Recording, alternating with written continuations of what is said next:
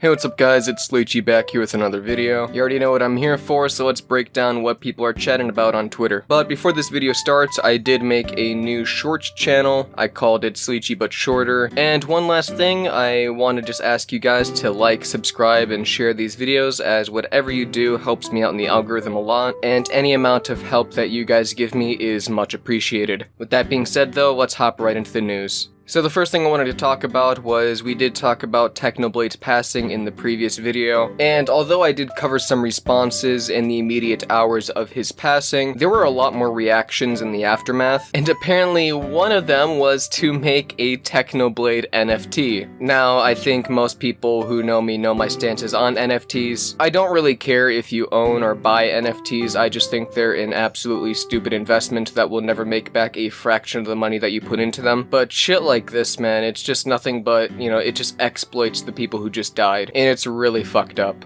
Attention all crypto investors and Minecraft fans. Like any Minecraft fans will buy fucking crypto. This is an opportunity you won't want to miss. The Technoblade's Heaven and Hell collection is now available on Rarible. Celebrate Technoblade's life with one of these one-of-a-kind artwork. They really put this man in hell, not even a day after he died. Can you imagine that? Imagine you die and you got everybody fucking celebrating, and then you got that one person's like, yeah, why don't we just make an image of them in hell and sell it? And make money off of it. Yeah, I'm covering this real quick because I think you can imagine what the reaction was to this. A lot of go fuck yourselves, a lot of why would you do this, and a lot of L+ ratios. Next up in the quick news, I don't really have much to talk about here, but it appears that somebody in Texas actually paid a company to put their own Twitch up on a billboard. I mean, look at this shit, guys. Texas Cease and Desist Ultimate. Rain Nightclub Summer Bash. Oh, the Rain Nightclub presents Summer Bash. Saturday, July 9th on Crystal Balming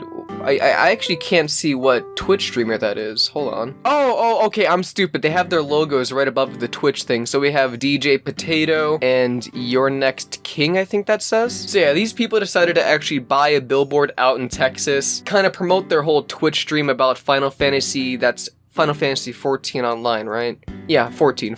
So yeah, they're putting up a billboard sign in the middle of Texas, basically promoting their whole Discord, their whole streaming event. And honestly, I hope that actually boosts viewership. I would actually go see that shit. If I was driving down Minneapolis towards Little Canada and I saw a fucking billboard saying, watch this stream today, I would tune in. I would join the Discord and everything. I would tune right into that shit. Next up in the quick news, we have a little bit of gaming news, and that being Lollipop Chainsaw is now getting a full remake in 2023. The game will aim to recreate the original, but the remake will feature a couple key differences, like a more realistic approach to graphics. So I played a little bit of Lollipop Chainsaw back in the day. You know, me having an older sister that loved our Xbox to death, she had that game and I would play it every so often. But me personally, I was always into Bayonetta, Devil May Cry, and more games like that. So I'll be picking up this game when it comes out and trying it out for the first time, really. Because if I remember, this game actually has like some really unique combat systems, so I think that'll be pretty interesting to check out. So next up in the quick news, we actually have something from Culture Crave. Theaters are starting to ban Gentle Minions groups from entering due to recent disturbances. So yeah, if you don't know, recently Minions: The Rise of Gru came out to, and I'm not even joking when I say this, it fucking blew up in the box office, right? Over 125 million in its first week. It even beat out some like pretty high budget movies. And if I remember right, it even beat the new Spider-Man movie in domestic weekend sales. So basically, in America, the first weekend that movie was out, the Minions made more than a fucking Marvel movie, right? And a whole big reason behind this is that a lot of people thought it'd be a funny fucking meme, and honestly, I find it funny as well, to just dress up in three-piece suits, probably go to an entire tailor to get one made for you, because that's how dedicated to the craft that you are. Get like 5, 10, I've seen like entire theaters sold out of like 50 people showing up in suits, going to go see this fucking movie. And some of them have actually gone like, fucking buck wild in the theaters, throwing bananas at the screen, leaving trash and popcorn everywhere. So a lot of these theaters are like, no, go fuck yourselves. We don't want you in here, bro. Which it kind of begs the question, who is bringing in more sales for this movie? Is it like the fucking parents that bring in their kids to see like a kid's movie as a reward? Or is it all the Fortnite gamers that got off their ass for once, hopped in a suit, got in the car, and,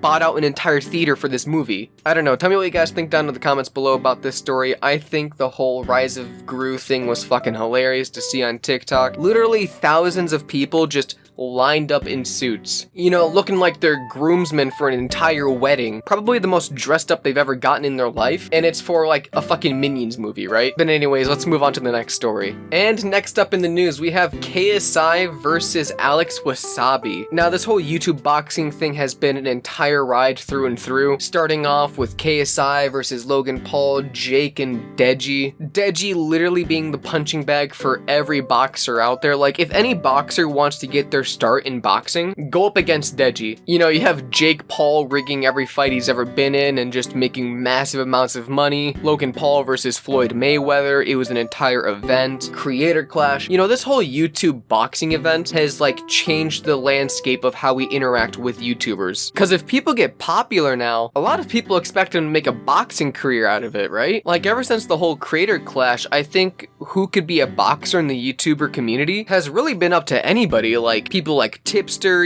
Ethan Klein, Ethan Ralph, Eugenia Cooney versus Ricky Berwick. That's like a dream matchup right there. Like, anybody can be a boxer. But one of the most anticipated fights for a long time now has been KSI versus Alex Wassabi. But anyways, KSI tweeted out here, "I can't wait to repeatedly punch the man I've had beef with for years, the man I've laughed at for years, the man that beat my brother, the man that has signed his death wish as soon as we enter the ring. I'm a different animal and you will realize that fact on August 27th. Yeah, so if you can't tell how I just spent like 3 minutes talking about the whole YouTuber boxing thing beforehand, I'm really hyped for this. You know, it's right after one of my sister's birthdays. I'll be able to pay for it, watch a pay-per-view, probably stream it with the whole family. So yeah, tell me what you guys think down below about this whole YouTuber boxing thing. To me, it's a really kind of interesting thing. I really love it. Even my family has started to get into it a bit, even though they don't know anybody inside of it. They just, you know, like watching the fights and stuff. So yeah, I'll be definitely tuning into KSI versus Alex Wassabi. Next up in shitty people doing shitty things news, like I said in the beginning of this video, there were people trying to make Technoblade NFTs and generally try to use his name to get money out of the whole situation, and this is another case of that. Now, it's coming from the YouTuber It's Owen, who as of right now is actually suspended on YouTube, but over the past couple days he has just been absolutely spamming the algorithm with Technoblade passing videos. Literally any little bit of news that he can get his hands on, he will make that into like a 10-minute video. And you know, we have a couple tweet threads here just kind of showcasing that. YouTubers clickbaiting Technoblade's death for views has made me lose all faith in humanity. It's just so messed up. And in the image, it's a video from It's Owen, Mr. Beast's final goodbye to Technoblade, with 838,000 views.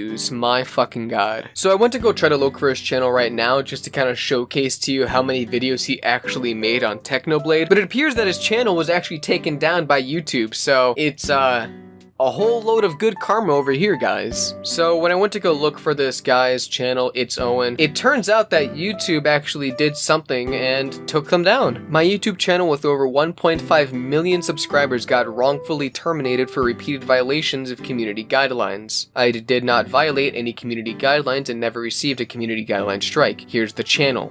And you know what, I'll give him one thing on his side, right? Nowhere in YouTube's TOS does it say that somebody cannot post over 12 videos exploiting the death of another creator. You know what? That is entirely fair, man. No, but for real, I think the real reason why his channel got taken down was for spam and deceptive practices. And it does make sense to me because they took down Leafy for the same reason, so it makes sense here. But it's just kind of like, man, like, isn't one video just letting people know enough? Like, me, throughout the entire time making the Technoblade video yesterday, I felt very uncomfortable doing it. Because, you know, it was just kind of like, do I mention it quickly? Do I make it one video? Do I make it one video and talk about the responses afterwards? But Owen over here had no fucking morals, dude. He was just like, oh yeah, just spamming out videos. Like, it was a hard decision, and at the end of the day, I just kind of shut down and was like, okay, I'll make half of the video normal news and the other half of the video Technoblade, and that would be good. But this Owen guy is just like, he has no fucking morals. So I don't know, man, it just really fucking sucks to see this type of guy succeed on YouTube, but hopefully, YouTube keep him suspended. That's an option I present people, always. Hi. And always just knock you out, and then you won't have to panic. Right, you just gotta knock You just people let me out. know. Yeah. No? Yes? What? And as you can tell by that clip, we have some more Ezra Miller news. Look, how do I not talk about a person who has attacked more people in Hawaii than actual sharks? So this article is coming to us from The Guardian, and of course I won't read out the entire thing as per usual. I'll just give you the main gist of the story and what you need to know. Ezra Miller, chokehold accuser, breaks silence as another woman claims harassment. Two women who allege threatening behavior by Ezra Miller have spoken out against the actor. One woman, who was the victim of a choking attack by Miller outside of a bar in Iceland in 2020, has broken her silence on the incident, telling Variety, quote, "I think it's just fun and games, but then it wasn't. All of a sudden they're on top of me, choking me, and screaming in my face if I want to fight." She says that the actor put her in a chokehold before throwing her to the ground. The woman blamed Miller's friends rather than the actor personally for escalating the altercation. She added that Miller spat in her friend's face multiple times during the incident, which was at the start of the pandemic. Also speaking to Variety was another woman, who accused the actor of harassing her and seemingly attempting to break down her apartment door in Berlin earlier this year. According to the report, quote, "I did not feel safe," she said, recalling how Miller refused to leave her apartment after the woman said that they couldn't smoke inside. They called her a Nazi and a transphobic piece of shit. Look, homie, I don't know how me not letting you spark a joint in my crib makes me a Nazi or a transphobic piece of shit, but you do you, pal. And eventually left after she had called the police. So of course these are updates that were kind of older stories. Both of these I believe happened around the pandemic, of course, but the fact that more and more people come out with like shitty experiences against Ezra just kind of reinforces the fact that, you know, they shouldn't be the Flash. DC should just suck it up and recast somebody else as the Flash, should just take the financial loss because they obviously hired somebody who is fucking insane. And honestly, I'm just waiting for the day that Ezra Miller and the ATF get into a shootout. Because let's be honest, it's bound to fucking happen. And next up in the news, we have Fortnite pros saying gamer words. Fortnite pro at Scented7 drops the N-word, allegedly. Look, I'll just do it for Keemstar because I know what we both want to say. He fucking said it. Like, just listen to the clip. He fucking said it. Yo, what's up, nigger? Live? I don't know, man.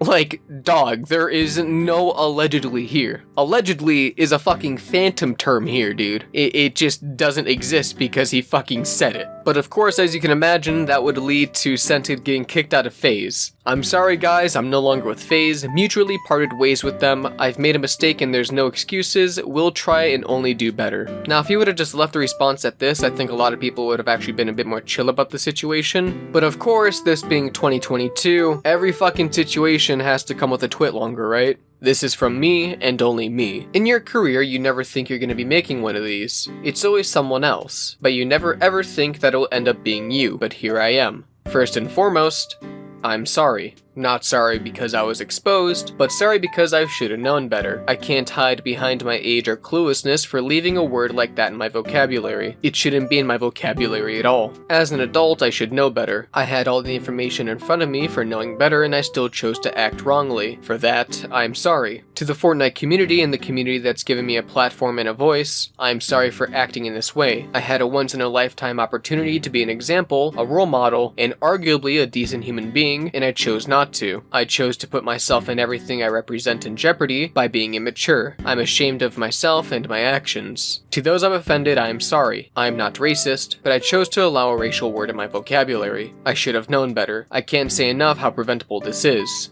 I'm sorry for my deep disrespect and disregarding for the true nature and history of that word. My willful ignorance is inexcusable. Somewhere along the way I let my ego get the best of me. From 2021 to 2022, I went from being nice guy scented to writing a twit longer. Ego fueled, I made a lot of enemies, rage tweeted some things, sent some angry DMs. I think I lost myself in the height of my success, in the pursuit of greatness. I'm sorry for letting you all down. I said something for a shock factor, something that I should have never said, and I'm deeply sorry. And like always, FaZe Clan had to respond to this in some form or fashion, right? FaZe is constantly evolving and we expect our members to do the same. Scented is permanently removed from FaZe due to his use of hate speech. We and the gaming community at large can't tolerate discriminatory language any longer. And you know, that's a pretty good response from FaZe Clan, but do you know who I think had a better response? Everybody else on Twitter. Introducing our newest Fortnite team to FaZe Clan. Yo, what's up,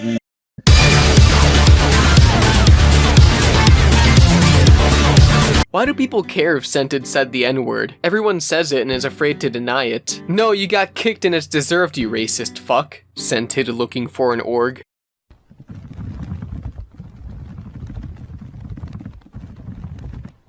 Yo, my Scented jersey came in. And the final tweet I wanted to highlight here, Jaro, Dubs, and Scented pulling up to the function. And it's the fucking Grand Wizard. Twitter was fast with this one too, bro. I've never seen Twitter pull out the KKK hoods that fast. But anyways, guys, tell me what you guys think about this whole situation down below. Maybe like it, subscribe, and share it with your friends, maybe? I don't know, maybe that's just wishful thinking on my end. But with that being said, I've been Sleechy, going the fuck to sleep.